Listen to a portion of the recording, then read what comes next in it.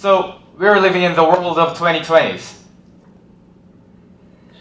The age of modern technology is defining convenience, because life has never been easier.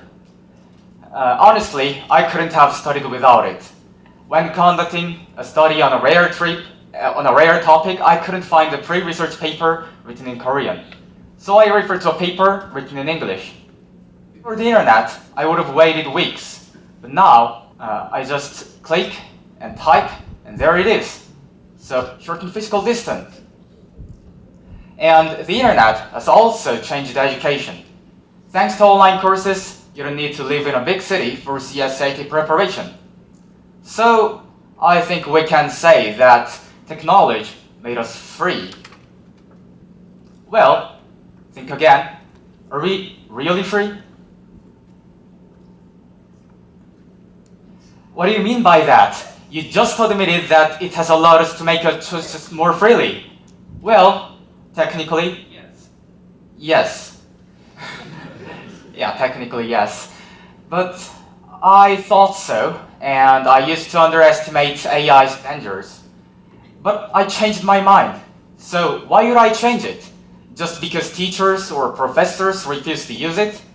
Or since it's an obstacle that blocks your subjective activity?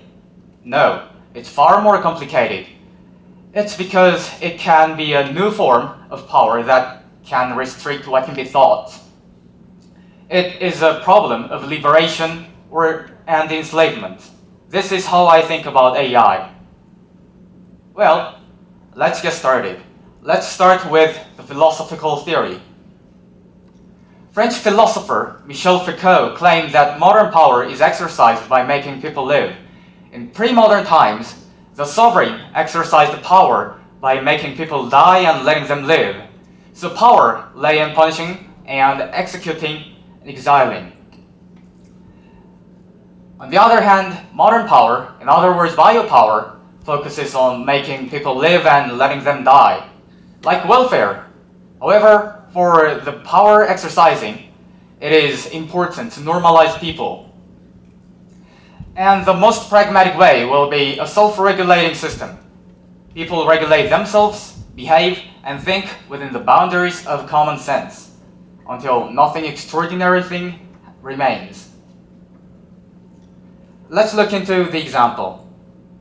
English author George Orwell feared a society where surveillance over people is everywhere, all cultural works are prohibited, and the right to think is prohibited. It's North Korea. It's pre-modern.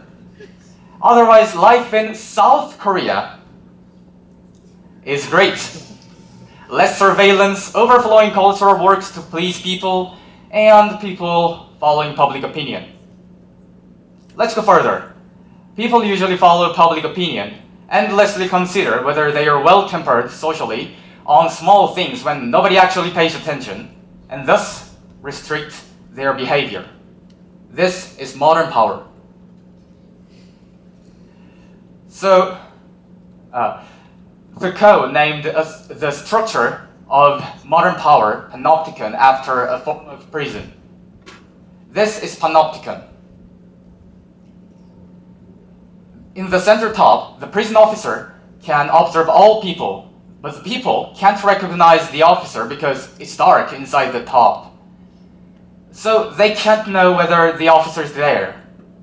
So people tend to regulate their behaviors. However, the problem here is that biopower is the officer here, and the biopower is made by power. It thus restricts what can be thought and what can't. Okay, I understand what you're talking about. But what does modern technology have to do with the French philosopher?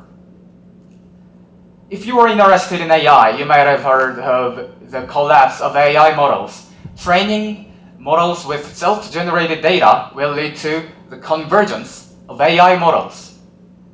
This means that AI-generated data is biased, not something like racism or violence, but just bias, just pure bias led by algorithm.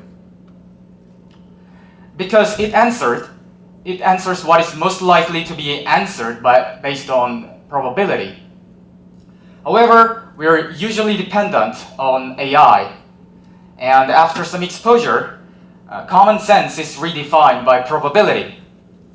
So far, the panopticon has been exercised by those with power.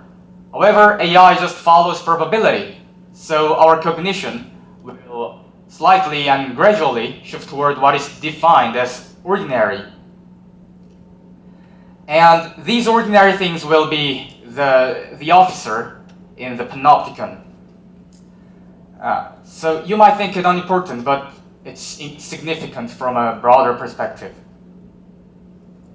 I wouldn't say we should never use AI models, and in 10 years, I don't think that we would probably care about such things, because just as the internet, at the very moment when the internet was emerging, computer viruses were a great problem. However, now you just vaccinate your computer and that's it. So you don't have to worry about these things. However, you should download an antivirus software and you don't go into suspicious sites. That's how it works. So, does technology liberate us or enslave us? The answer does not depend on technology itself, but on our attitude toward it. I use AI only to find the references and to criticize my opinion, avoiding AI bias, not to converge, but to diverge. The technology is the same, and the difference is how we choose to use it. Let me ask you this question lastly. Are you letting yourself be enslaved by technology? Thank you.